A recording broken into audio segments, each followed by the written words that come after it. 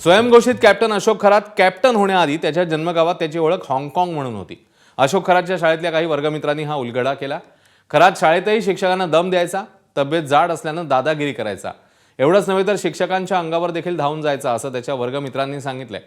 परंतु आता त्याला आपला वर्गमित्र म्हणण्याची लाज वाटते असं त्याच्या वर्गमित्रांनी म्हटलं. शाळेमध्ये थोडा तो ॲडव्हान्स होता. शिक्षक लोकांना सर डायरेक्ट असं बोट वर करायचा, जास्त बोलायचं नाही, गप्प करायचं. ते अशी जी चर्चा सुरू आहे का तो घरून अंडे आणायचा आणि शाळेत विकायचा असं कधी? ते अंडे आणत होता. शाळेत दप्तर आणला का अंडे घरून आणायचं आणि इकडे अंडे विकायचं. तसा वर्गामध्ये हुशार नव्हता एवढा विशेष तो. भेट झालेला लोक तो म्हणे मी हाँगकाँग मध्ये होतो, अमक्या देशात होतो, तमक्या देशात होतो. आणि आता जे लोक म्हणतात ना कॅप्टन कॅप्टन म्हणतात, पण त्यावेळेला सुरुवातीला वावीमध्ये लोक सर्व हाँगकाँग हाँगकाँग ह्या नावाने ओळखायचे. आज वर्गमित्र म्हणून म्हणण्यात म्हणजे त्याला वर्गमित्र म्हणून घेणे सुद्धा आम्हाला आज लाज वाटते. खरं सांगायला काही हरकत नाही. आणि खूप किळसवाना प्रकार आहे. त्यावेळी परिस्थिती अत्यंत गरिबीची होती त्याची.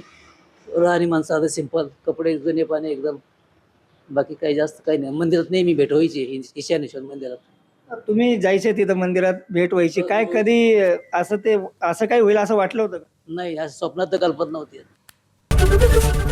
एबीपी माझा, उघडा डोळे बघा नीट.